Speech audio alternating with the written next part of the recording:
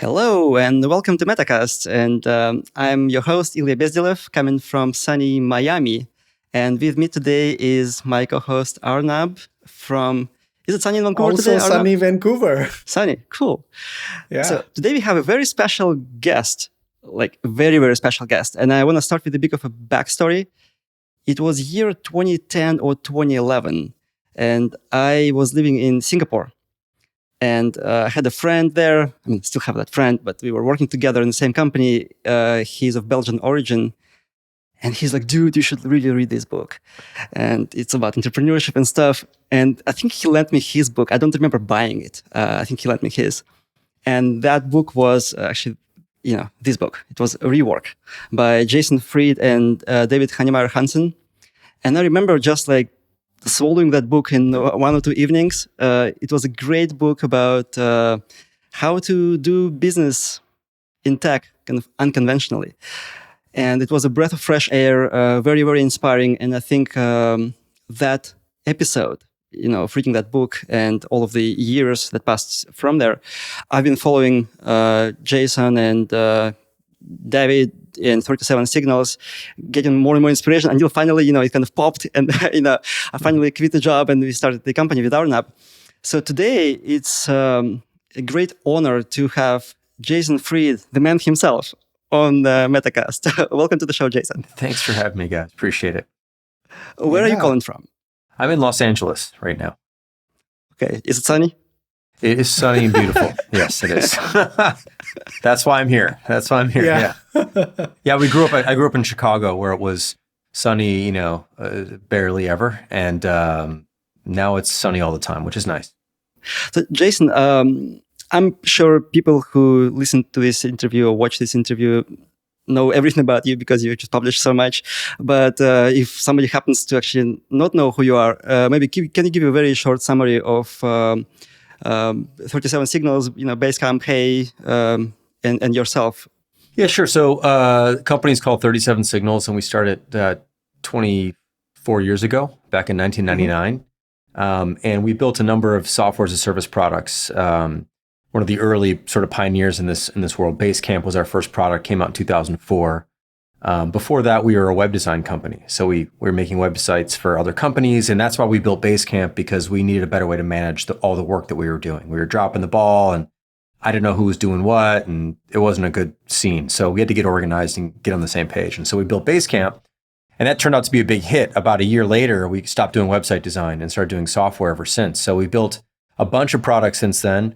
Basecamp, Campfire, Backpack, High-Rise, HEY, some other stuff, built a couple job boards, wrote a bunch of books, Getting Real, Rework, It Doesn't Have to Be Crazy at Work, Remote, Shape Up, and been publishing on our blog and our podcast, which is at rework.fm. And just, our whole thing has been try to build a sustainable small business that makes more money than it spends, that's bootstrapped, so we get to do it our own way and don't have to answer to anybody. And we've had a lot of fun over the years. We've also built a remote company. So we've always been fully remote pretty much. We've had an office here and there, but everyone's been allowed to work wherever they wanted. And now we're fully remote. So that's sort of a, brief history. Happy to go into anything you want. And along the way, just produce some minor pieces of open source software like Ruby on Rails and stuff like that. Yeah. I mean, my partner gets credit for that. So Ruby on Rails, that came out of David, which came out of Basecamp. Basecamp was the first ever Rails product, essentially.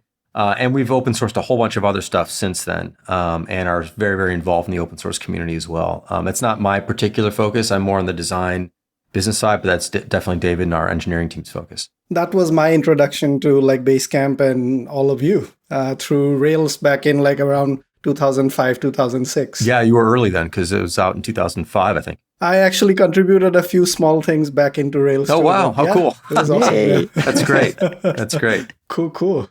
No, it's an honor having you here. Thanks. Well, it's good to be here. What is your role in the company? So I'm the founder and the CEO. And the thing that's interesting is that I wrote a bit about this, a few months ago about... Yeah, that's the reason why I'm asking this, because I read the article, yeah. And then Ilya changed his title immediately after that. Well, the thing is that, usually when you're the founder and you think the founder that job is over. It's like something you do and then it's done and then now you're running the place. But I've kind of realized that you still need, if you're a founder, if you're one of the original people who started the business, you need to act as if you started the business as well as if you're the CEO also running the business. So the founder's job is to inject risk into the business. It's to do things we wouldn't normally do. It's to sort of scare things a little bit, and not like fear and that kind of scare, but like, let's do some new things we haven't tried before, like that kind of scariness. And then the CEO's job is to make sure that the business runs well. So I kind of try to do both of those things, although they're very much at odds. And I think it's an interesting thing for people to think about who are trying to do both jobs. They're very different jobs. Yeah, I really like that post. We will link to this in show notes, where you said that CEO as a role. So it's not something that you do like 100% of the time. You just wear a CEO hat when the business requires it. But otherwise, you're a founder, which is like, I guess, an all-encompassing thing. Yeah, I mean that's how I've separated it. Some people might separate it differently, but I think a lot of people don't separate it and they don't think about it because they don't think of founder as a job. They think of founder as a job that was done when the company started, and now you're no longer, But I think I've come to realize it's actually a job because there's nobody else who's allowed to take the kind of risks you're allowed to take as founder, or is willing to do that. Most people's jobs, people don't want to get fired. They don't want to lose their job, and to do something incredibly risky is, some companies support that, but at some point, like, there's some ridiculous things you may have to do as founder, and no one else would be willing to take those risks. So that it is a job. And I found that that's the job I enjoy more than the CEO role. We don't really need a chief executive officer that often. Sometimes we do. Most of the time we don't. We need a founder who's pushing the company forward and is more on the vision side of things than on the execution side of things. Yeah, it just kind of reminds me, I was listening to podcast interview with the Netflix co-founder, not Reed Hastings, the other one. I forgot his name. I forget his name as well, but yeah. Yeah, mm-hmm. He was saying that when they were switching from the shipping DVDs to digital, they didn't allow the DVD people into the boardroom or something. And I think it's a crazy thing that only a founder can do in the company. Yeah, exactly. It's like they just said, we're doing this. It has to be done. Like, we're going to kind of kill our existing great business because it has to be killed and someone else is going to kill it. And it's very hard to do that unless you're willing to risk it all. And there's only like the founder or the founder crew, whoever it might be, they're the only people who can really risk it all. And occasionally you have to do that, although you hope you never do, but you occasionally do. So like working with the same person, DHH, for like 24 years, in an intentionally small company, that's very unusual. How does it work? Like, how's it going? It's longer than most marriages. Yeah, it is. Yeah. I've been married for 10 years, so I'm I've been married to David for 20 basically plus. Yeah, it's interesting. It is actually like being married twice in a sense. At the same time. So I would say that David and I have been working together, I think, since 2001. So not quite 24 for him, because I had originally had two other founders and originally started the business, but let's call it 20 years. It's been wonderful. I think, the secret to this is there's a few, well, I don't know if they're secrets, but we'll call them secrets. There's a few things. One is to make sure that we both do different things. So David's primarily on the technical side. I'm primarily on the design side. So we don't overlap that much on those roles. But then we do overlap heavily on the business side of things. If there's too much disagreement on the core business stuff, it's going to be very hard to maintain a long-term business relationship. And also, if you're both do the exact same thing, you're going to butt heads because you're probably both strong-willed, and that can be really complicated to do all the time. So we kind of stay out of each other's way most of the time. And then on the core things, we see eye to eye on most things, but not all things. The second thing is, or maybe that's the third and fourth, I know, but the other thing is like, I think you have to have a lot of admiration and deep respect for the other person's skills and abilities. David is an extraordinary person. He's an extraordinarily talented programmer, an incredibly poetic and beautiful writer, and he's really grown into that role. He's very good at making decisions. He's very quick about things, sometimes too quick, but like I'd rather have that than the other. We battle over things. Sometimes he's a bit more impatient than I am about certain things. But I have just such a deep admiration for his abilities. And I think you have to admire your partner. I think like that's a really important thing, because if you don't, resentment can build up, and that's a pretty unhealthy thing in any relationship. So I think that that's the other thing that's really, really quite important. And you can't certainly continue that for 20 plus years. No, I mean, you can sustain it for a while, right? And then it falls apart. I think David and I like to argue. I think that's the other thing. Like I'm not afraid of arguing, and he's not afraid of arguing. And so we argue. And not all relationships can sustain that, because one person may not like to argue. They might be more conciliatory, or they might just avoid conflict, whatever it might be, fine. But in the business context, where there's a lot of decisions to be made and difficult decisions oftentimes, you need to be able to argue. And so we'll argue. Give us an example. Like that was going to be one of our questions anyway. Like, what are some of the big disagreements that you've had, and how did you like come to a conclusion? I think one of the bigger ones in more recent times, when we first launched HEY, so hey.com, our email service, we were originally going to build it for business. And then we also decided to build it for personal. But it was originally going to be a business email tool. And as we got into it, I had the instinct that like, I think we should make this personal first and launch it personal first, and then come back around later and do the business version, which is what we ended up doing. But that conversation, that discussion and that debate was pretty heavy. David was pretty sure that the business approach was the right approach, primarily because the business approach was where more of the revenue would come in. And also, it's our bread and butter. We know how to sell business software. We don't really know how to sell personal software. And he's right about that. He was totally right about that. We didn't really have good experience selling consumer software, let's say. But I just had this instinct that it was the right thing to do for a number of different reasons. The onboarding was simpler. There was less barrier to entry. You didn't have to move your whole company over. You could just move yourself over. The risk was lower, all that stuff. And we battled it out. I mean, there's a lot of discussions and head shaking and eye rolling and all the things that we both do, you know? And then in the end, one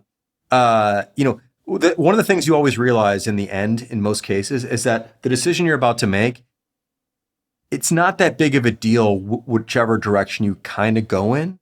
Not always true, but he's like, all right, you want this more, like you want the personal version. Well, they're going to do the business version anyway, so we'll roll that one out a few months later. So it's not that big of a deal. Like in the end, it wasn't that big of a deal. It may have been a bigger deal though had we launched the business version first, because the business version is not as popular as the personal version. So that would have changed the equation a little bit. But that was just by the way, and this, I'm using an example where I was quote right, but that's not what that's just the most recent thing. There's plenty of things where David's been right about, primarily around size of company and roles, and who do we really need and what roles don't we need, and a lot of things like that. I tend to be more optimistic about experiments. He tends to be more skeptical about things, and oftentimes he's right. I think it's in many ways easier to be a skeptic because most things don't work anyway. So we battle that kind of stuff out occasionally. I don't know, but I think we all have our shares of wins and losses, and I think the thing is that one of the things we've adopted is this concept of disagree and commit. Amazon, which we are very familiar with because of our use at Amazon, right? Bezos. And that's where we got it from. It's like disagree and commit, like battle hard and then get behind it no matter what. And that's what we do. And so we're both comfortable doing that. And we don't hold grudges against each other or anything like that. So actually, one of the harder principles to follow, I think, from the Amazon principles, but it's one that if you master it, it can really do wonders. If you're really able to like let it go and commit. It depends on the decisions, right? Like sometimes it's very hard. Often it is not that hard. It again depends on what the decision is and how much you're buying into it. Yeah. It's also a kind of just a big life skill, I think, which is just this understanding that like you're not going to get to agree with everything. The world's not going to go your way all the time. And you better get used to that, because if you don't, you're going to be bitter and upset constantly and think that the world's wrong all the time. It's not a really good way I don't think, to approach life. So it's good practice at work, because it's going to show up in life too all the time. once you commit to this decision, even if that was not your original prerogative, it gives you a completely different perspective if you're able to actually commit to it fully. Yes. And yeah, it can actually liberate you in a lot of ways from whatever kind of corner you were getting pushed into. Yes, for sure. And it is liberating. I find it liberating. I really do. Because at the end of the day, you're with the group of people and you're making something, and you can't have anyone pulling it the other direction once you've decided which direction you're going in. I mean, you can have people push back in healthy ways, but you can't have someone hold it back. That is not going to work. Right. So I want to stay a little bit on the kind of founders' relationships. One thing that I noticed listening to your Rework podcast, because that's when we get to see like the live interaction between the two of you. David is very much into the business side of things, like you just said, especially on the cost side. Cost and revenue, when he talks, you could almost feel like this is kind of the CEO talking, not the CTO talking, like in a more traditional, or I guess in pretty much any other place. Yeah. So I'm curious, I guess first, like, what's your background? Like, what background you come from, into the company, and also in those business things, do you have like a division of things? Who does what? Maybe he's like more interested in cost, and you do something else. Like, where is that line, or if there is one? Yeah. So my background's in finance, and his is in business as well. So we both kind of come from that world. We've sort of gravitated towards just figuring out the things that we enjoy more. He actually really likes the numbers. I've never been a big numbers person. Like I don't like looking at them. I'm familiar with them and I know enough about them. But as long as they're sort of headed generally in the right direction, I'm fine with that. He's very much about knowing exactly. So that's his thing. I think it's more of an engineer's mind, frankly. And that's cool. I think it's important that someone is like that. And we have a finance person here who also pays attention to all that as well. But David's definitely more interested in that side of the business, if you had to say so. And so like I don't fight that. It's just like that's naturally where he leans. So that's his thing. I would sometimes say, putting a lot of effort into something to save a few bucks is not worth it. Or like that's big deal, that kind of thing. And he would just, argue the other side, which is great. So that's his thing. I'm more on the vision side of the business. I would say on the new products, what we decide to do, how we decide to approach them, how they work. That's more my interest personally. If David wasn't here, I'd have to also look at all the number stuff that he looks at. But like he looks at that, so I don't look at it as much. And then he's less interested in he's interested, but he's less. I would say he contributes less to the overall big picture vision, unless we have conversations about it, and then we do. But he's generally not offering that side of it in the same way. So we just find our own niches. There's lots of gaps to fill, and there's lots of surface area to cover, and so we just sort of do that. I mean, way back when we did all of our books in QuickBooks, like we would do them together. We would do the books together. I would do them or he would do them and I'd look at them and he'd look at or whatever. Like we would do all that together. But over the years, he's just sort of gotten more interested in that. So he's a chief accounting officer. he definitely likes to keep his eye on all those things. And it's healthy for the business, obviously. I think there's limiting factors though to it as well, because you can get into a place, and I'm not suggesting this is where he's at, but you can get into a place where certain things like do take a long time to pay off potentially. And if you're just looking at the cost side of things, it can be challenging to see, what could this turn into down the road. That's not where we're at, and that's not where he's at. But I can see if you have too close an eye on early paybacks on things, you can get stingy in a way that doesn't benefit you. Yeah, I think Steve Jobs famously said that you can't cut your way into growth. Speaking about like cost cutting, that you can just you can increase profitability by cutting costs, but it's not going to grow your top line. You're right. You're probably not going to cut your way into growth. You can probably improve some profitability, but you can also buy yourself some time. I mean, depending on what you're spending, like if you can cut that back significantly, and we just did that with some cuts in the cloud, but we're not just doing it for money only. But there's a principle behind it too. But there's a variety of things that we've done to save money over the years. It's baked into who we are and how we run the business. It's not a new thing. It's an always thing. We've always kept our costs tight. I think a lot of companies don't do that. They don't pay enough attention to costs. They're just focused on revenue. And you can go broke generating revenue. You can go broke growing 100% a year. You can go broke doing all these things which sound really good. But if you don't make more money than you spend, none of it really matters, and you're not going to live to see another day or year or whatever. So if you love business and you love making things, you should love profit because it lets you do those things. It lets you stay in business. It gives you a chance to make something new. That's one of the beautiful things about making more money than you spend.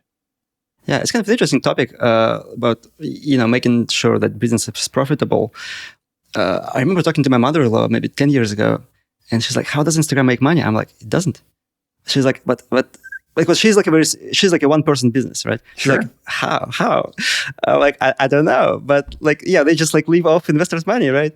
Yeah, and then they got acquired by Facebook, and I guess everything else is history. Doesn't matter. But Yeah. it was just like this person, my mother-in-law, she just couldn't understand it. How you could be like a business without revenue? Yeah, we try to run our business like the pizza shop in the corner or the dry cleaners or something. It's like, they're not out there going, God, if we can lose more money on every pizza we sell, we're going to do well. Like, they're not saying that, Yeah. The dry cleaner's not saying, I'm going to lose $4 in every shirt I dry clean, but I'll just get enough shirts where eventually it won't matter. Like, that whole formula doesn't work for almost every business in the world. And there's a few that somehow get away with it.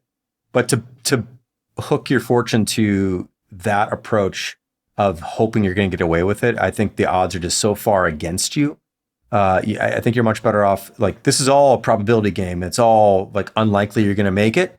And so we're always trying to figure out what gives us the best odds of making it, of being successful, and keeping your costs low and keeping your eye on the ball with those numbers is important, especially in the early days, because it's the habits you form early on that really matter. And if you are just a wild spender, it's very hard later on, 8 years down the road, 3 years down the road, when things tighten up and the economy changes and free money dries up, like, to all of a sudden be frugal. You're just not built that way. You haven't practiced that. So you're better off being really good at that, I think, than you are just really good at spending money. So, you folks have intentionally stayed small, right? Counter to the Silicon Valley typical mindset. And I think one of the podcast episodes I was listening to last week, either you or the host said, going to the moon, but missing all the flowers on the way. That kind of struck the perfect tone for me. As you grew and as the company kind of grew small, intentionally small, did you have ever any temptations to go bigger? You must have had offers to go big or things like that. Yeah. Yeah, we've been, all the usual suspects have gotten in touch about, acquisitions or venture capital or private equity. And I still continue to field emails all the time on that. And it just doesn't interest us. I mean, it's bottom line, just not interesting. We'd rather keep building what we're doing and doing it the way we want to do it, and not have to ask permission from anybody, and not have to go work for someone else for 2 years. All those things. It doesn't. To us, I think we'd see that as the end.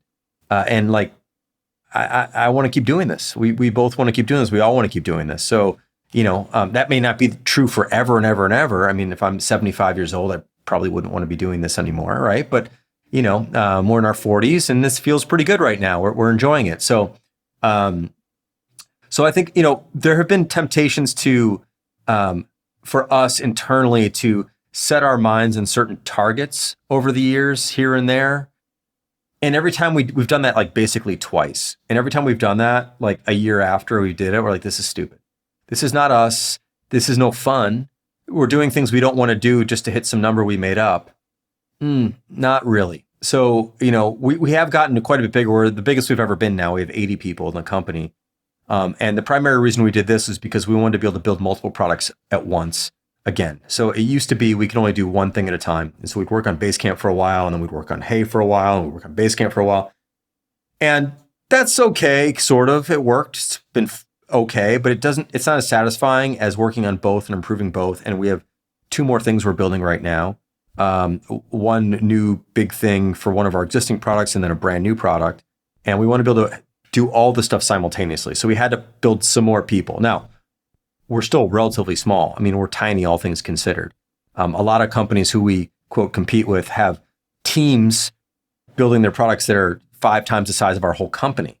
So we're small, but we're the biggest we've been. But it feels like this is big enough. Like I don't know. We're not really hiring at the moment. If we might fill a role if a role opens up and there's a handful of things here and there, perhaps. But we feel like we're at a really good size right now, and we have more than enough to do what we want to do. And if we can't do it, we don't do it, or we wait to do it, or we do a simpler version of it. That's the right pressure to have, and that's the pressure we've always had. And I think that's where we like to be. That's a space for us to do our thing. So yeah.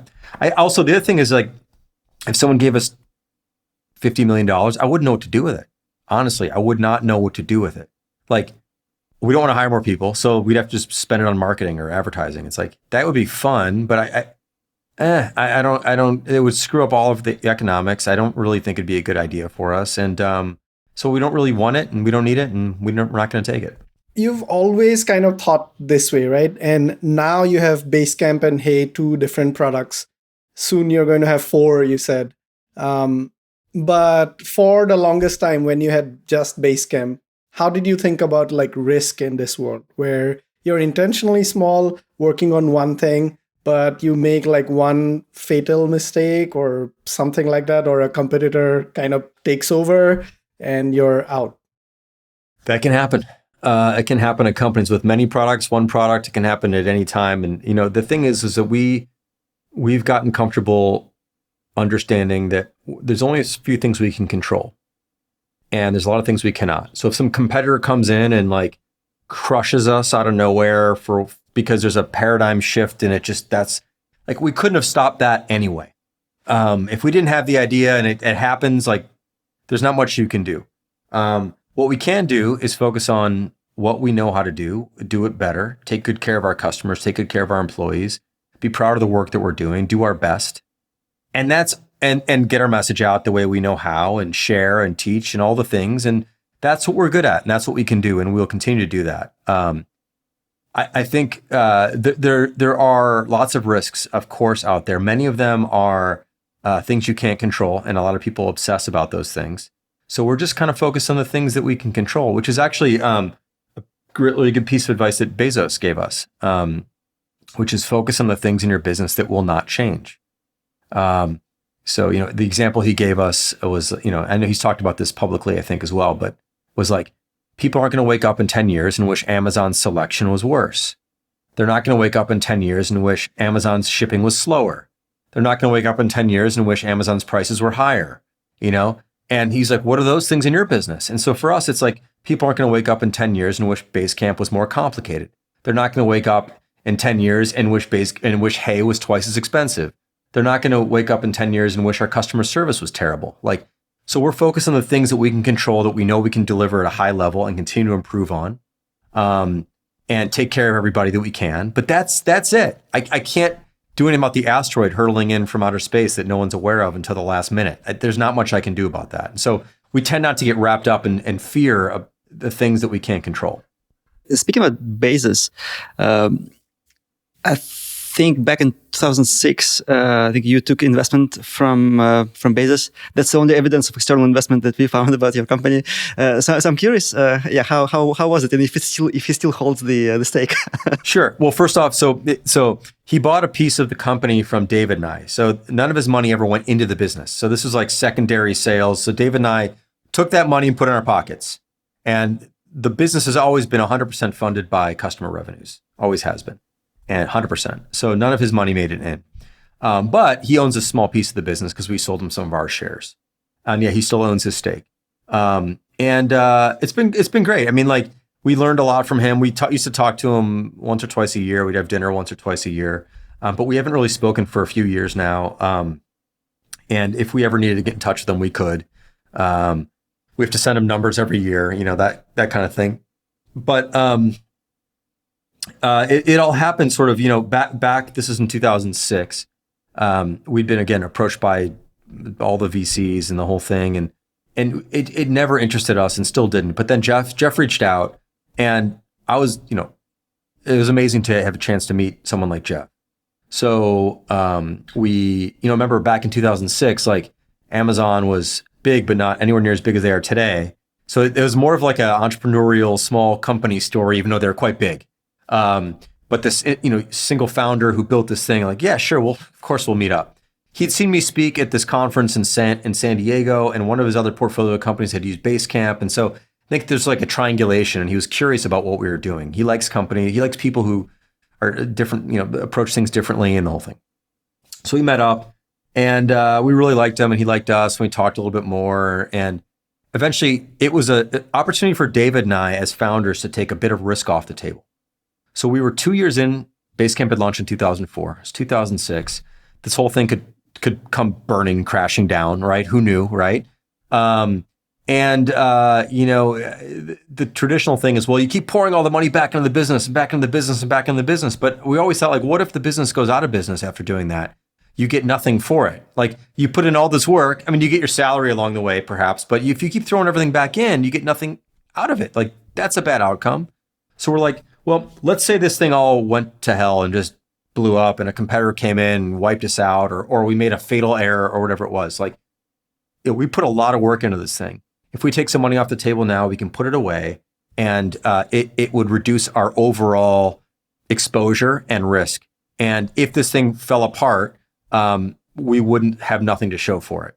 And it gave us a lot of confidence to just go for it, actually, because now we had a little bit of cushion in the bank personally that we could go for it a bit more. And so it was really nice. So that's why we did that whole deal. And it was the only deal that ever came close to being a straightforward deal like that. Like, I'll buy some shares from you guys. I don't want to be on the board. We're not going to have a board, so you're not on the board. No control, really. There's a couple little clauses where there's some things where some situations where he could have some control, but generally no. Minority share. So we own the majority. He didn't have any power there. And it was just like, he wasn't after power. He wasn't after any of those things. He was after supporting interesting entrepreneurs doing interesting things. And also, because we're an LLC and he owns shares in the US, that means we distribute whatever profits are left over to the members of the LLC. So he's getting distributions every single year off of his investment. It's been a wonderful investment for him. And he still owns his share. So he owns his share, making money off his share without having to sell any of his shares. That's like the sort of the dream, kind of like an annuity situation, basically. So sounds like it also gave you folks enough of the freedom to take like hard decisions in the years afterwards, because you never felt like, if this dies, then, I mean, if we make this big decision, it dies, it's fine. We still feel that way. I think it's a healthy way to feel. You want to feel some fear of it, in the sense you don't want it to go away. But also, you've just got to come to terms with the fact that it could. And so David and I practice a lot of negative visualization on all sorts of things. Like, what if we spend 2 years on this product and launch it and it sucks, it doesn't work? Okay, that can happen. And if that happens, we're going to be all right, because we've got this other thing going on, and let's try something else. And this new thing we're working on right now is a big, unusual new thing for us to try, and that might not work. And we're going to sink, half a year into it and see what happens. And like, maybe it works, maybe it doesn't. And if it doesn't, that's okay too. We don't have to pin our future on these things. So we obviously hope they work though, but if they don't, they don't. So we've thought about that. And we're always thinking about that. So, but it definitely helped comfort us back in 2006 that if this all fell apart, it wouldn't be for nothing. And I've just seen too many entrepreneurs, because the story kind of is just pile it in, all in. Like, whatever you make, put it right back into the business and grow. Well, until it doesn't work, and then you've all the potential gains you've made are all gone now. I don't want to be that way. That's just how we want to do it. Some people want to throw it all in. They're poker players all in, and that's fine too. Totally fine. But that wasn't right for us. So we went this path.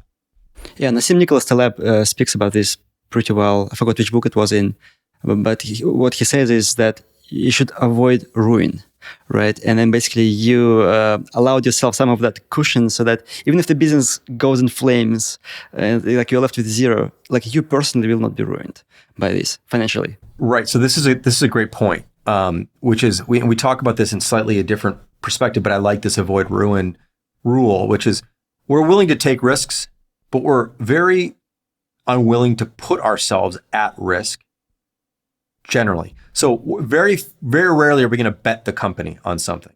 Now, in case we absolutely had to, if it came down to that's the last decision you can make, and okay, but we're careful to make sure that we take the risks that we want to take, but we don't put ourselves at risk. So we're not, the outcome will not be ruin unless, again, unless the asteroid comes in, which can happen. And there can be other things that can happen. I mean, we could totally screw up.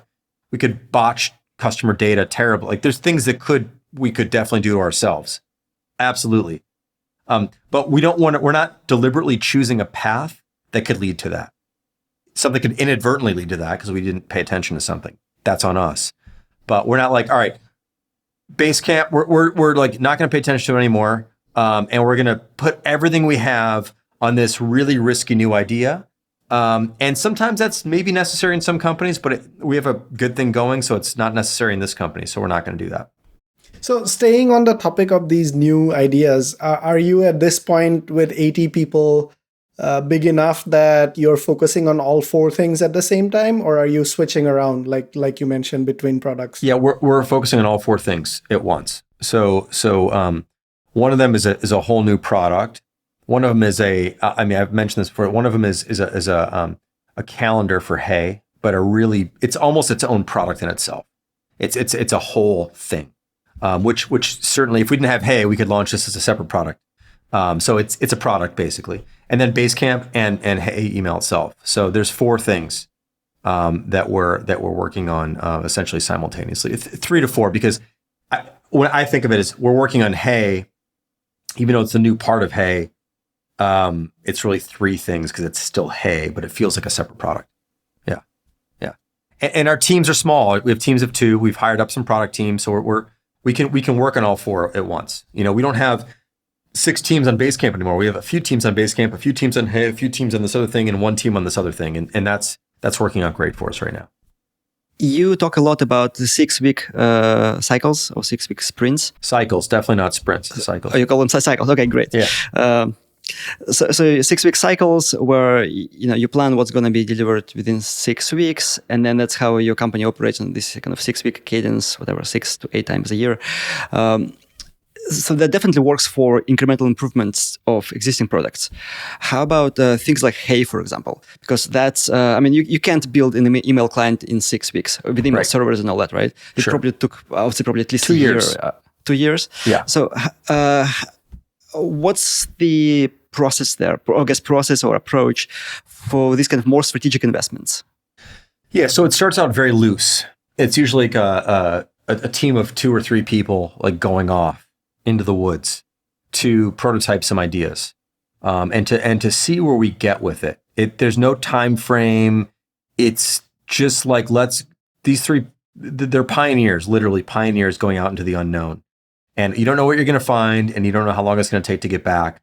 You're not going to spend years out there. A few months. So they're not in the 6-week cycle. They're not. It's kind of mentally. It's like let's spend in our minds like a few. We talk in terms of cycles, but it's not. It's like let's spend a few months. So let's call it 12 weeks, few months, seeing how far we get with this. Are we getting somewhere? And if we've gone down roads before, we've spent a few months and we've gotten nowhere, or we've gotten somewhere, and the somewhere we got to we didn't like, and so we stopped. But other times, like, oh, we're onto something here. There's something. We're excited. It's a feeling. You get goosebumps. Like there's something here. I don't know what it is. Something is here, though. And then you go, oh, let's put a little bit more time into it. It's kind of still loose. And then there's a point where you're like, you commit. You go, there's something here. We now know what that something is. We don't know what all of it's going to be, but we know what the core of it is, and we believe that there's something here. And then you get on a cycle system. So then we go 6 weeks at a time, and we build different sets of features. And so it's cycle after cycle after cycle after cycle after cycle until we decide to launch it. So it starts out very loose and amorphous, not on the 6-week cycle thing. We finally get somewhere we like. Then we move it onto the rails, basically onto the 6-week cycle track. And then we just go back to back to back to back to back on those. But the features that we don't spend those 6-week cycles exploring anymore. We spend them building things we know we need. So it's still like up to 6. And by the way, when I say 6 weeks, some features take 2 days or a week or 3 weeks. It's up to 6 weeks. But those are structured projects now. So it's like boom, boom, boom, boom. Like the screener in Hey, it was like a 6-week project. Reply later, where you can stack up a bunch of emails to get back to people later on and reply to them all at once. Like that was a distinct feature that happened within a cycle. Like these are things that start to pile up and then you knock them down cycle after cycle after cycle. So that's how it works. And then you set a certain, like typically we'll set like for a new product, we'll set a launch date that's like 6 months in it. We'll be like, okay, let's just say it's April or something. We'll be like, okay, look, we got to launch this by October. And so we're like, there's enough time, 6 months-ish to like finish this thing, but also like we're shipping in October. So we got to keep in mind that it's not going to do everything we wanted to do. There's going to have to be a lot of trade-offs along the way. And that deadline's pretty hard and fast unless something happens, so like something unusual happens. So there's still room, but you got to hone in now. Why, just curious, why is there a deadline there? Yeah. That seems like it goes a bit counter to what you typically say, right? Like no expectations, no specific roadmaps or goals. Deadlines are our friends though. So like in 6 week cycles have deadlines. Everything's about like, this is all the amount of time. So the idea is that it's really an appetite. It's like we're only going to spend 6 more months on this thing, then we got to get out the door. And these are really healthy things to do. Otherwise things will go on and on and on, because the thing about software is that software has no edges. So a physical object, so I got a can here, right? It's very obvious, like this is a good design, like it fits in your hand, it's not too heavy, it's made of a light aluminum. So if there is some weight in here, I know there's something in it. If this was made of lead and I picked it up, I wouldn't be able to tell if there was liquid, like all the things, right? And we would all kind of agree this is good. If this was like 7 times as tall and really big, you couldn't grip it, we'd go, that's a bad idea. And if it had spikes on it, that wouldn't work. And it's so easy to look at a physical object and go, no, there's limits here. Physics has rules and that would be a bad design. Software doesn't have any of those things. So it just grows. It just grows and grows and grows and grows and grows. And until you stop it from growing or spreading, it won't. So for us, like V1, the first initial version, like it has to stop somewhere. It can't stop when it's quote ready, because it'll never be ready, because you always have more ideas than you're able to do. So it's more like we have a 6-month appetite to finish this damn thing. That's like a few cycles. It's only V1. We'll keep working on it right after it's out, but it's got to get out. And that's why we have these deadlines, but they're not set way ahead of time. So it's not set like at the beginning, but as we're getting close, we're like, okay, we're going to give this 6 more months and that's it. Yeah. Is that helpful? I mean, does that make sense? It's like at some point you got to draw a line. Yeah. I think it also like the 6-week cycles, when you're working on, say, Basecamp, it sounds like you're literally picking the things that you want to work on at the beginning of those 6 weeks. Or maybe there's a bit of a higher level, like these are the next few things we want to work on, and this is what will pick up. But for a product like Hey, I think that's sort of a bit longer time scale, while knowing that we still have to ship this before like all of these things are going to be bolted on. Yeah. Makes sense. Yeah. I want to go back a bit, well, not a bit, actually, 15-ish years ago. That's a bit. When you were doing, well, actually more than 15, when you were doing your web design consultancy, which is actually was my background in the early 2000s too. And then at some point you figured out that Basecamp is actually working, so we no longer need to do the web, kind of the project work. And then you actually renamed the company from 37 Signals to Basecamp. But eventually. I think when you, probably around the time when you introduced Hey, you renamed back to 37 Signals, because now you have a kind of greater portfolio of products. So I'm curious, when I guess talk us through about kind of that whole kind of changing the branding thing, but also like what was that moment when you were like gosh, it's working. It's like this thing is like we no longer need to do that other stuff. Yeah, it was kind of a moment of relief, frankly, because client work we used to enjoy it. It's fun, but it's hard. You gotta. I mean, all the software's hard too, but it's hard because you got to find the next client, and you work hard for them and deliver stuff, and a lot of it never gets used, or gets used in a way that like isn't quite what you were hoping for, and you give a lot of advice and it's not taken, and that's all fine. That's just how it goes. But at some point you're like, can we just listen to ourselves and do, like, we've been telling people what to do for, 5 years now. Let's see if we know what to do. So let's do our own thing. And so when it became clear that we could support ourselves just on the software side, we just were enjoying it a whole lot more. It's better than going out and finding another client and doing a contract and trying to bid and pitch against other companies and all that stuff. You've been through it probably, and it's a slog. You're always on somebody else's schedule. Yeah, you're on someone else's schedule. You're competing in different kinds of ways. It's frustrating work. I find it to be frustrating in the end. And so when you're doing it for yourself, it just was like, this is what we love to do. We love to make things anyway. We're making things for other people. Now we get to make stuff for us, and we have enough people who are willing to pay us for it, and we can keep doing it. Let's not do client work anymore. So it was a smooth transition, but it was a relief. It was like, this is going to be great. This is more fun for us. We enjoy this. It was great every single day to do the things. And then we could see things working, because oftentimes you make a recommendation to a client and you don't really know if it's going to work or not. And it's like 4 months before you find out if they even did it. And then you don't even know if it's going to work. This immediate feedback was really pleasant, frankly, So that was that. So then we did that, and we developed a bunch of other products. We had this like crazy 4 years. We did Basecamp in 2004, Backpack in 2005, which was a personal like information organizer, kind of like Evernote or Notion, years ahead of those. So it's like Basecamp, Backpack, then Campfire, which was like a group chat thing way ahead of Slack, before that was around. And then HighRise, which is a CRM tool. So we did one product a year for 4 years. And then we did some other stuff as well, and wrote some books and did some other things. And then, it turned out that like at some point we realized we can't do all these things anymore at a high level. We're relatively small. I think it was like we had 30 some odd people at that point. And we had too many products. Mobile was coming on the scene. Like mobile wasn't a thing. Mobile apps were not things until 2007, 8, something like that. And the iPhone was kind of hitting whatever that was. I think it was 2007, maybe 2008, 9, whatever it was, when native apps came out. Anyway, and you're like, every product now is 3 products. You got to eventually have a web, a desktop, Android, iOS. It's like 3 different code bases, 3 different products. This is just, it's a lot. You have 4 things, now you have 12 things. And it became a lot.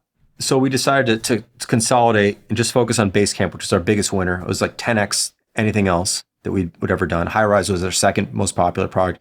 Great business, but not as great as Basecamp. So decided to focus on Basecamp, renamed the company to Basecamp to reinforce the fact that that's who we were and that's what we were doing.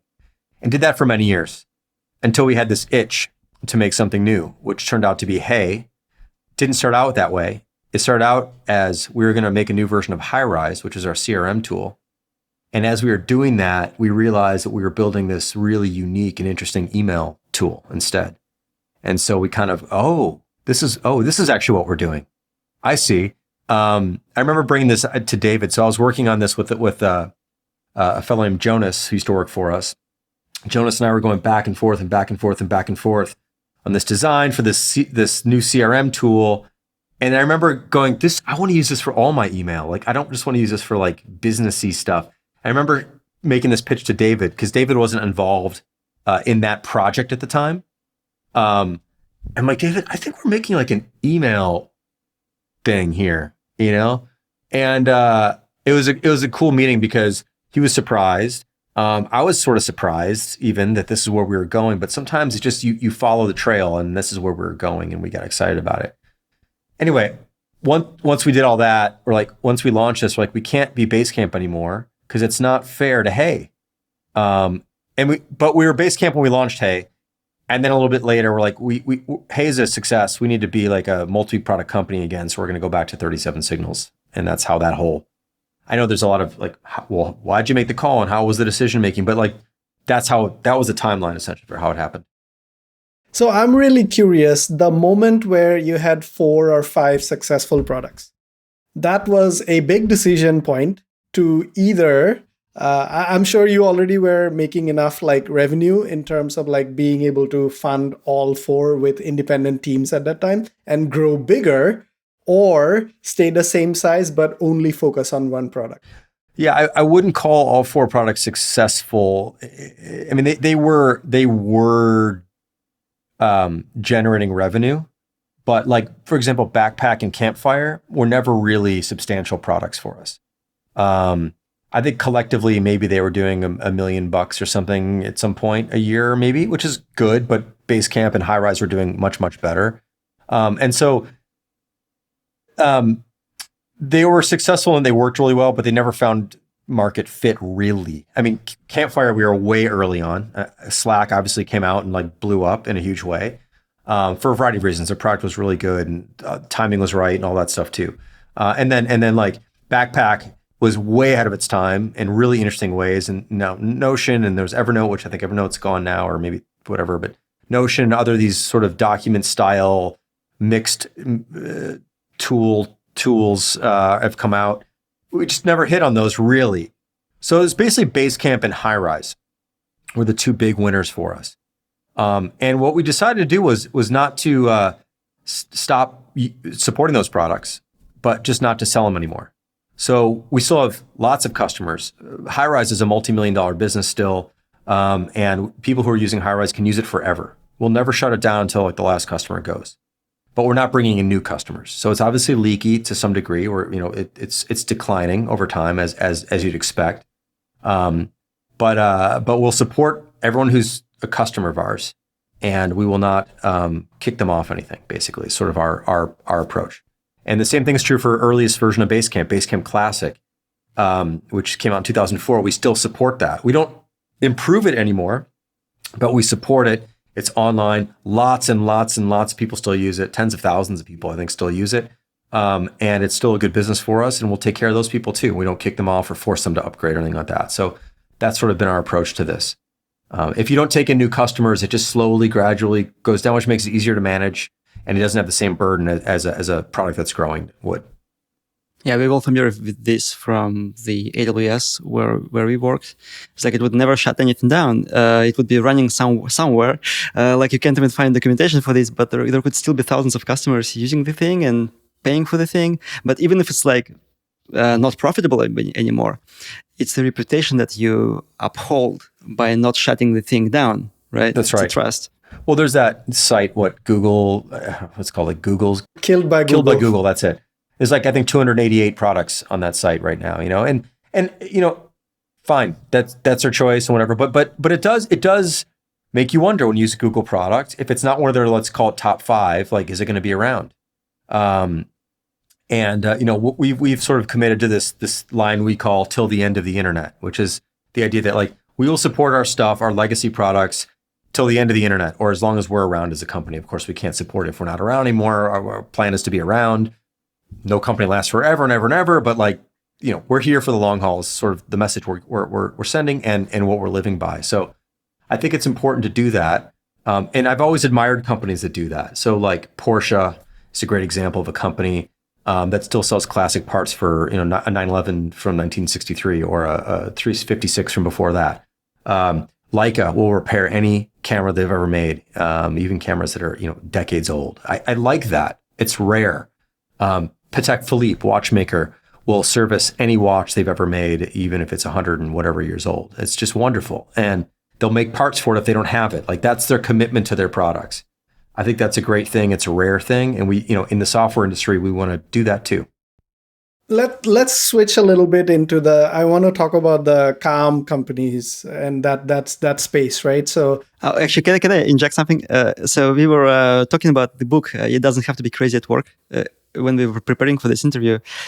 And I forgot how it came up, but we were talking about the calm companies, and we were like, do they call it calm companies? And then we looked up the URL of the book, and the URL is 37signals.com/book/calm. Yeah. That was the original name of the book. The original name of the book was The Calm Company. And we switched it near the end because the subtitle was, so the title was The Calm Company and the subtitle was It Doesn't Have to Be Crazy at Work. But we just found that It Doesn't Have to Be Crazy at Work had more energy in it. So we went with that as the title.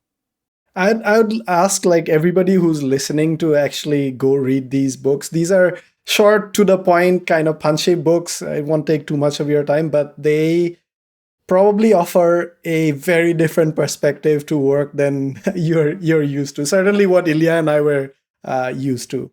So the first question is, so no KPIs, no goals, no expectations on yourself. How do you like continuously learn and improve products like Basecamp and HEY? It's qualitative in a sense. I mean, you listen to customers, you hear from them all the time. We get between 500 and 600 emails a day from customers through customer service. Some are pre-sales questions, some are existing customers with problems, some are criticisms, some are praises. You get you get a lot. There's never ending stream of feedback coming in. And then there's also feedback on Twitter and LinkedIn and all the places. So we pay attention to words more than we pay attention to like percentages or numbers in that sense. Like I want to read someone's email and spot where the emotion is. Like, what are they upset about? How do we screw this up? Or, wow, this is what they liked. I didn't even think this was a big deal, but this apparently is a pretty big deal for some companies, like this little thing. And you sort of pick up on these patterns and you generate intuitions and you have a sense of what's working and what isn't.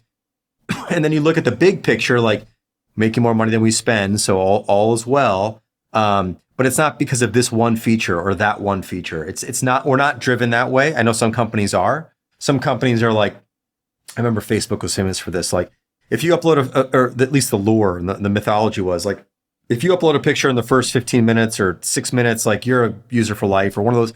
We're not into finding that so much. I don't know. Maybe that exists in Basecamp. Maybe it doesn't. We've looked for it in the past. Haven't really been able to find it.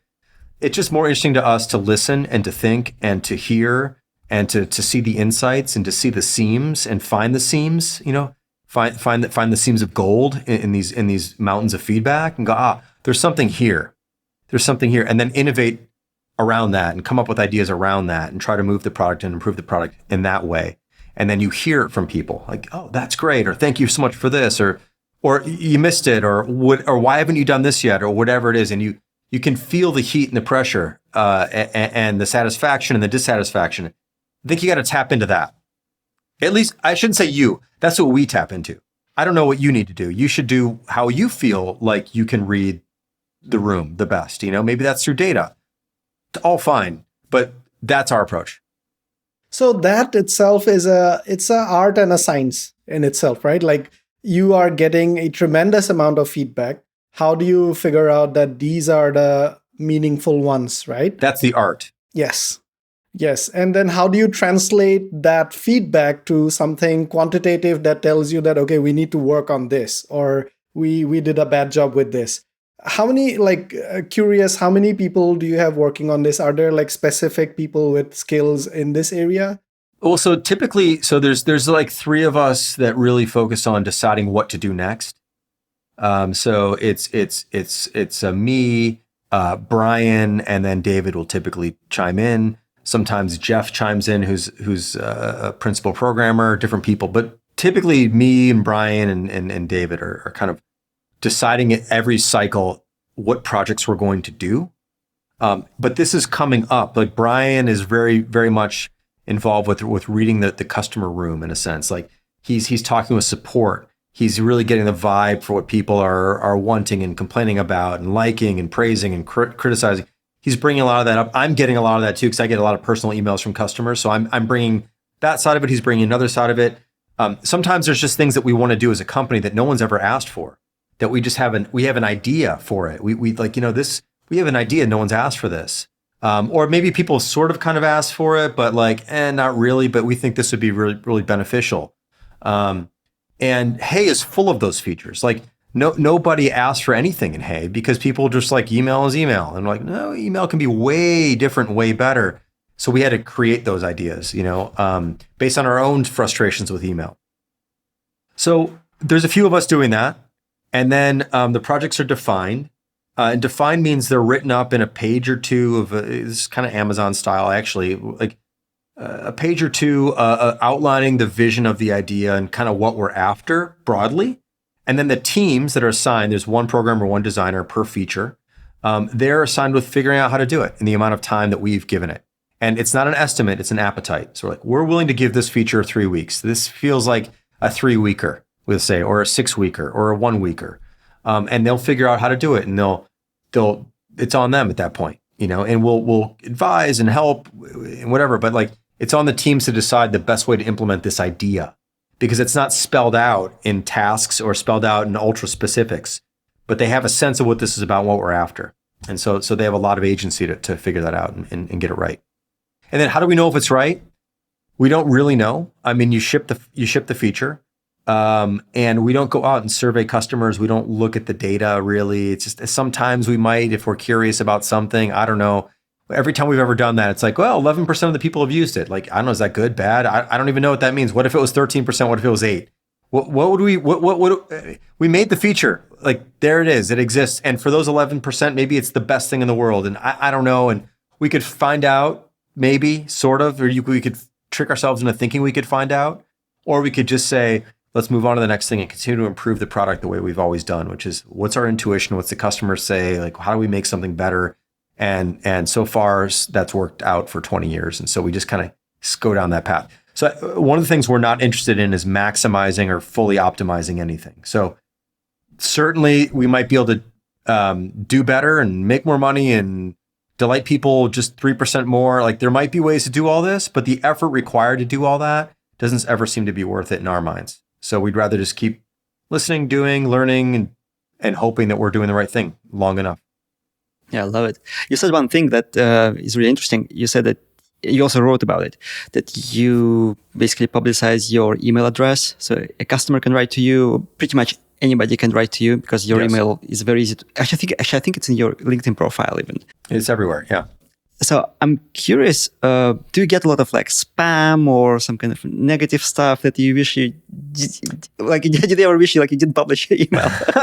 Well, so I use HEY. So HEY's really good at filtering out the stuff I don't want to see, spam, or I can screen people out if they're abusive or something like that and never hear from them again. But no, most people are very fair-minded. It's actually very interesting. Email is a wonderful medium to get feedback in, because even when people are critical and harsh, whatever, like, they're still civil, because there's not a public square cheering them on. There's no you can't grandstand an email because no one else knows you're sending it, right? On Twitter, you can scream at people or whatever because people are cheering you on and the likes are piling up because everyone likes that kind of abuse. And email is a very personal thing. Someone's writing to you and they're going to, I get bad feedback all the time about our stuff. Like, hey, it doesn't do this and it should have, or this error, or I do it this. And that's all, it's all meant for one, it's sent from one human to another, not one avatar to another, not one username to another, but a human to another human. And I find that to be great. So I don't find it to be negative, even if it's critical. It's fairly critical. All of it's fair. And it's meant to, I think, ultimately make it better for themselves and for you, rather than for some artificial metric like more likes or more retweets and things like that. That's right. There's an intention behind it, which is like, I've got a beef with this thing. And I'm like, gosh, that's a good idea. I hadn't thought about that. Like, someone just sent me something yesterday saying, why can't I duplicate a to-do in Basecamp? And they sent me a screenshot of where the duplicate feature should live. And I'm like, I was kind of frankly surprised. Like, I'm like, what? I'm kind of surprised we don't have that. Why don't we have that? But then I said, what are you trying to do? Like, why do you want to duplicate a to-do? And then he wrote back and it was like this. I go, we have this thing called to-do templates. Cause he was sort of saying like, well, I use a lot of to-dos the same way across projects. I'm like, and this may not have solved his problem, but I'm like, I don't know if you knew about this thing called to-do templates. And here's a help thing explaining how they work. And maybe this would be helpful. By the way, still a great idea on the individually duplicating a to-do thing. So we'll probably get the duplicating to-do thing in because it's a very, very fast, simple thing to do. I don't know when we'll do it, but it makes sense. We should do it. I was surprised we didn't have it. But then I also had a dialogue with someone and go, maybe you might want like this. And then if I did that on Twitter, someone would be like, what are you dismissing his idea? It's like, no, I'm just trying to point something out that maybe would be helpful. But it's so hard to do that in public sometimes, It's like you can't be a troll in an email, right? Right. You can't, because there's no one else is looking. No one else is looking. No one else is looking. And that's what's great about it, actually. So yeah, I love it. And when I write on my Hey World blog, we made a conscious decision on Hey World, which is our newsletter service that's included with every Hey account, to not allow comments, but you can just reply. Since everything's sent out as an email, you can just reply. So you can write back to the author with your thoughts. and they're not public. They're just private comments. And I get tons of comments every time I post something, and David does too. And they're very civil. There's no way if we had a comment, like public comment board, they would be that way. They'd be very different, and they would be worse. So I think it's a really good medium, actually. That's why we post or publish our email addresses. And every new customer that signs up gets my email address, and I want to hear from them. Like, it's an important thing. You do have comments on your LinkedIn posts, and actually, yeah, thank you for replying to one of my comments. I was like, okay, great. LinkedIn's pretty okay, actually, in that respect. I feel like everyone's pretty chill.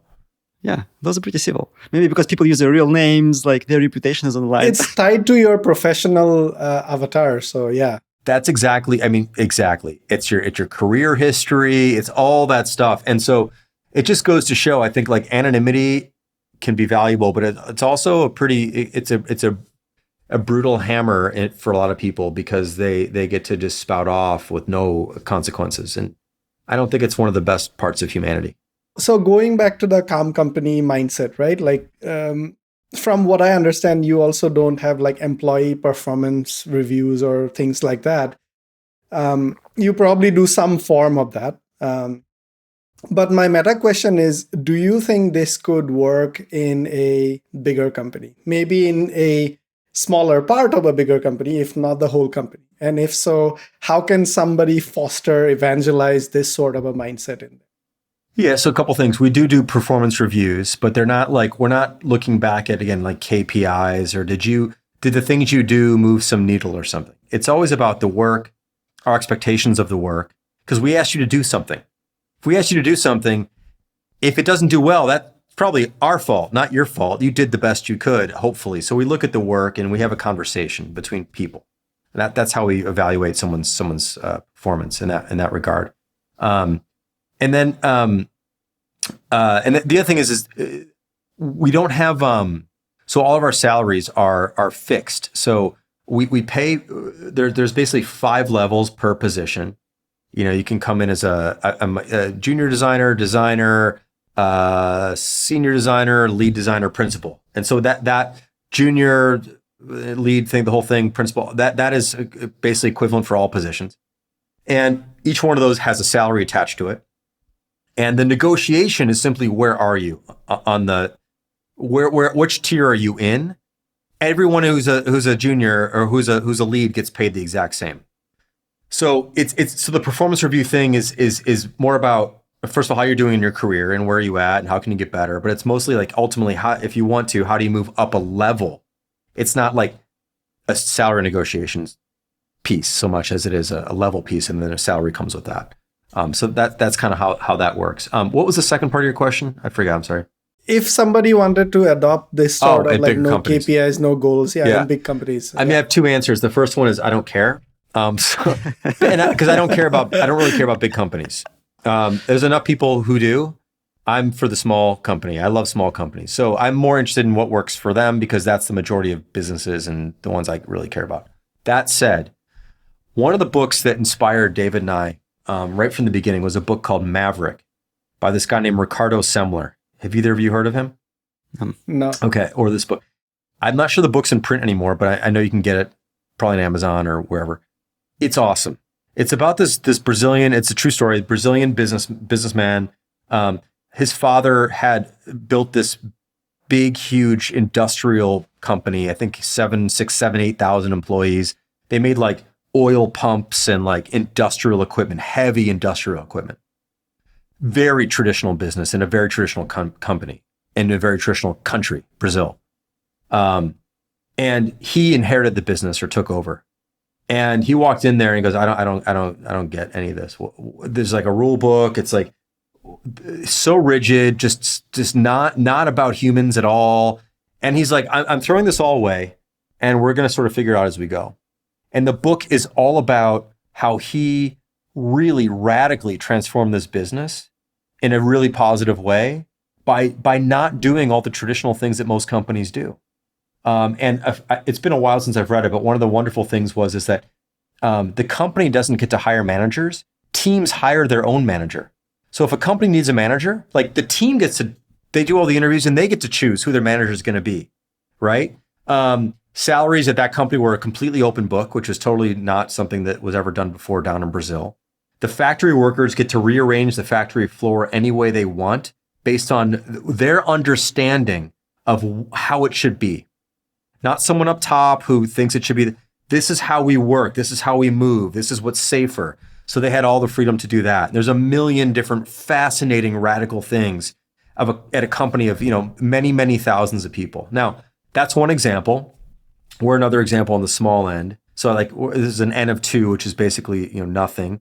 But I think so many more things are possible. And I think if the answer is, well, it can't happen here, or we're too big, or you're already going to lose that battle. So I think a lot of it is just will and interest. But the biggest thing I would say is you don't change if everything's going well. Like if you're happy with how things are working at your big company and it's a very rigid place or whatever it is, then fine. But I think if you ask people, do you think this is the best we could do? They'd probably go, probably not. This is really annoying and this is really annoying. There's red tape here and I'm trying to do this and this is always getting in the way. And when there's enough motivation to make a change, I think people should be open to exploring different things. And you don't need to do it all wholesale all at once. There could be one small thing or one team or one experimental place of the business where you can do some of these things. And not try to change it all at once, because that's probably not going to work either. So I do think it's possible. I think Amazon's a good example of this in its own way. The 2 pizza team thing, is that a pretty realistic thing? We were a 2 pizza team, when we were okay. there. So 2 pizza teams, that's pretty radical. Ilya ate one pizza, I ate the other one. Great, I love it. So that's a pretty radical principle, and the fact that meetings, if this is all the mythology you hear, meetings don't start until people sit down and read the same thing together or whatever these things are. These are highly unusual things, and they worked there. I mean, these things can work if they make sense.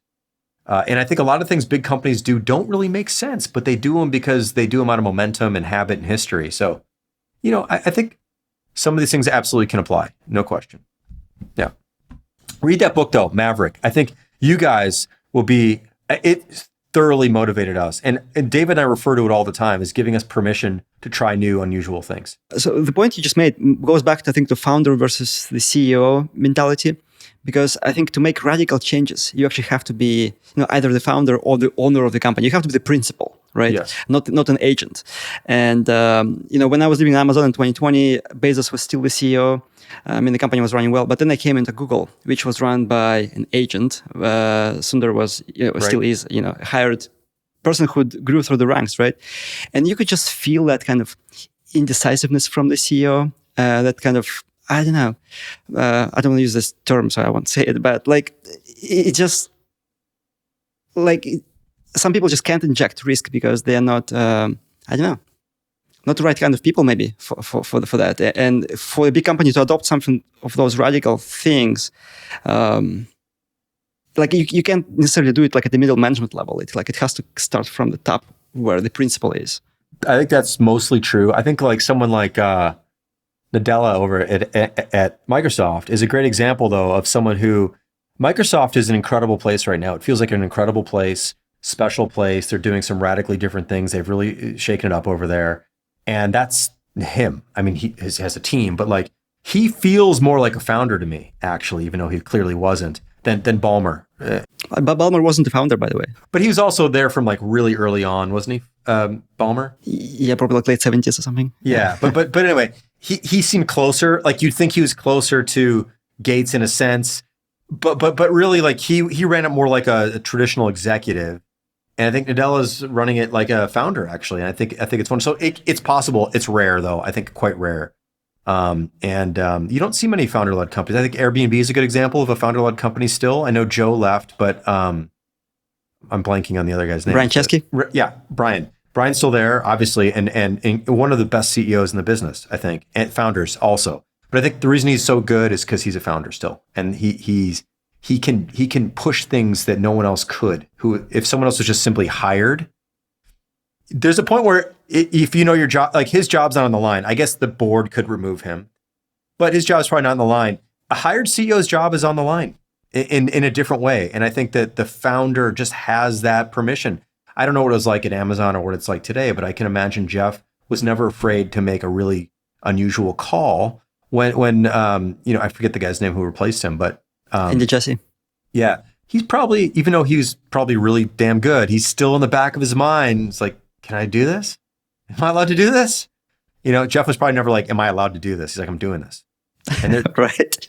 that's Whatever crazy idea of his speaking thing on the kitchen counter, he had, right?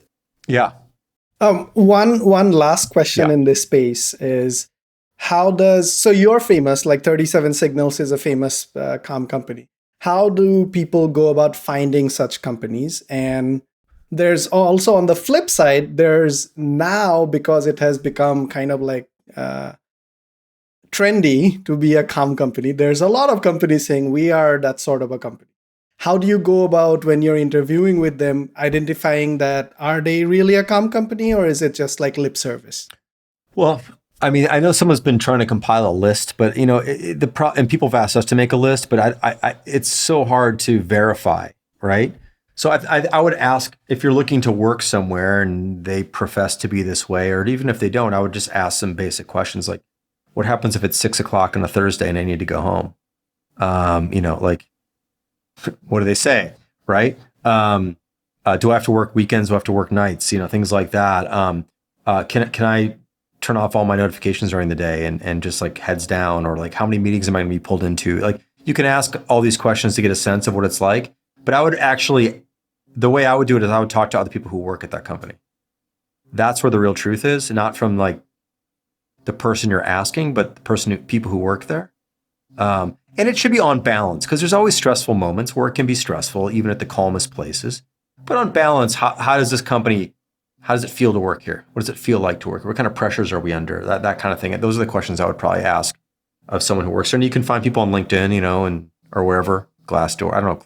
Glassdoor had people who work there, or only people who don't work there anymore? It probably has both, but then I don't know if you're able to contact them. I see. So yeah, use LinkedIn and say, hey, I'm thinking about working here. I would love to, off the record, have a sense of what it's like to work there and, talk about it. Yeah, and actually people are surprisingly good at responding to this kind of requests, or actually any kind of requests. Like when I actually left a comment on your post, invited you to this podcast, I was like, this was probably like 20% chance I will even get a reply, right?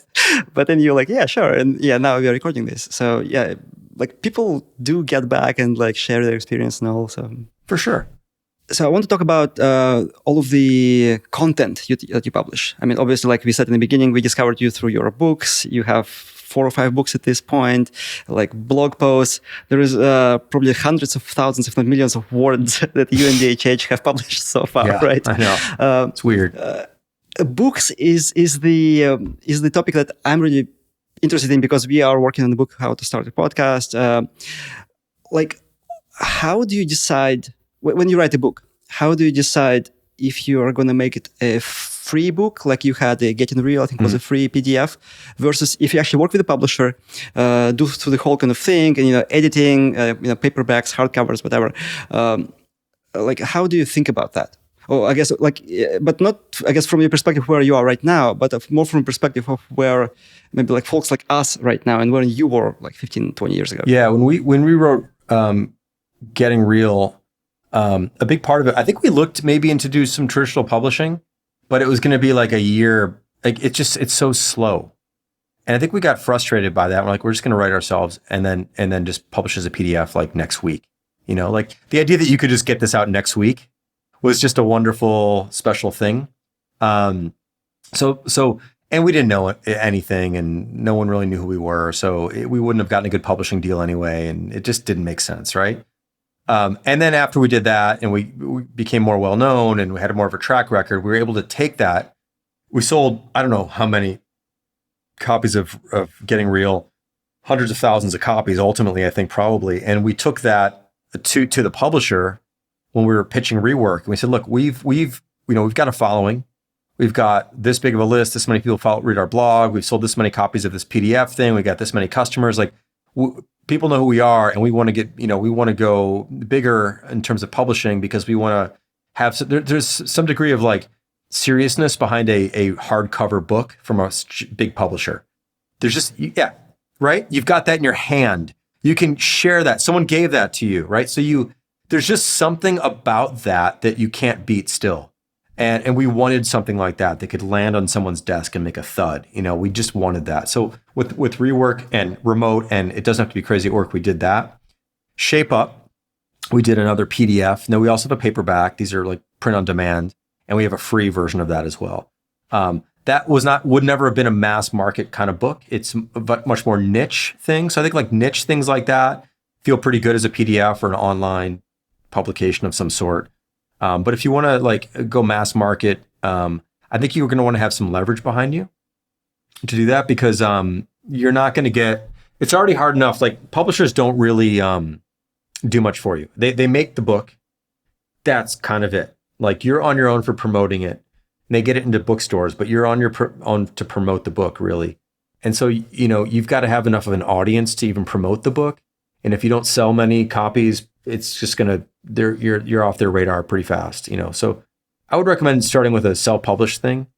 And then if you do well with that, you can parlay that into something more real, in a sense, more physical, by going with a major publisher. But it's still slow. It's a very slow process.